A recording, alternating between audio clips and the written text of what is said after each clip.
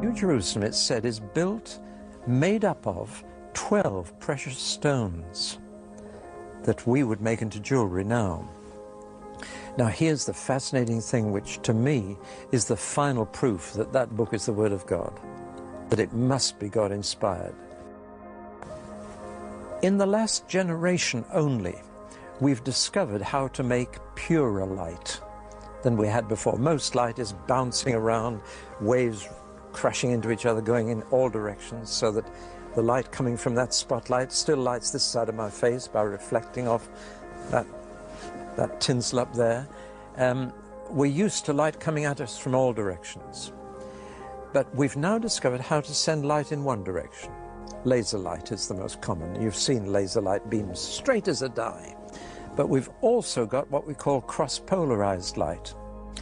A polarized filter, if you can imagine, allows light through like that. But if you put another polarized filter at right angles to that, you've really got a very fine filter. If you take sunglasses and take one lens and put it at right angles to the other, it goes even darker. It only lets very straight light through. Now, people have taken jewels and precious stones and cut a very thin slice for microscopic purposes, and then shone cross-polarized light through them to see what happens. To put it very crudely, what happens to these precious stones in pure light? And one of two entirely different things happens with every jewel. The technical term, to give you a bit of science for a moment, is anisotropic jewels and isotropic jewels. Now what happens is this. Some jewels in pure light, whatever their color to begin with, they may be red, blue or green, turn into all the colors of the rainbow and the most fantastic patterns.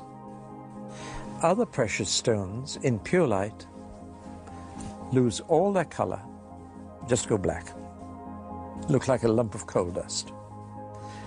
And it's only in this generation that people have discovered this unusual property. For example, diamonds in pure light are nothing. Did you get that, ladies? They're not even hear that. Diamonds, nothing. They won't be there. No, so make the most of them here.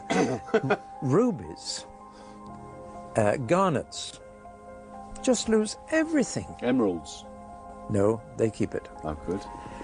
There are other stones that are anisotropic and go into these beautiful colors. Now here's the fascinating thing.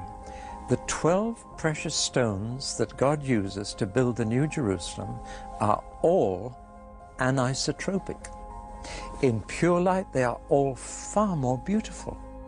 And God doesn't touch the diamonds or the rubies. He doesn't build with them. Staggering. Now, let's just put on the screen a picture of these stones. Yeah. Look at the top 12 stones on this picture, and you'll see the stones of the New Jerusalem. Look at the 4 bottom ones at the bottom of the picture, and you'll see they're black, no attraction, whatever. Now then, who knew this 2,000 years ago? No scientist knew it. Nobody knew it. John the Apostle, writing down the book of Revelation as the Lord dictated it to him, he didn't know. Nobody knew except one person in the entire universe, and he knew, and that was God himself. Where is that written exactly? Revelation 21, right, halfway through, and you'll find all the 12 stones listed there. And you can just imagine from the picture we've seen on the screen how beautiful the New Jerusalem is going to be. No need for do-it-yourself decoration or changing rooms there. No need. The materials that God uses will be fabulous. From verse 19, 21 right. Verse 19. Read them out. The first foundation was jasper. Yeah. The second, sapphire. The third, chalcedony. The fourth, emerald. The fifth, sardonyx. The sixth, carnelian. The seventh, chrysolite. The eighth, beryl. The ninth, topaz. The 10th, chrysoprase. The 11th, jacinth.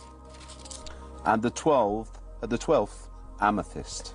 No diamonds, no rubies, no garnets, because they're isotropic. Now, isn't that amazing? To me, that one thing alone would prove that the Bible was inspired by God, because nobody could have known this. They didn't know it until our generation. But there it is.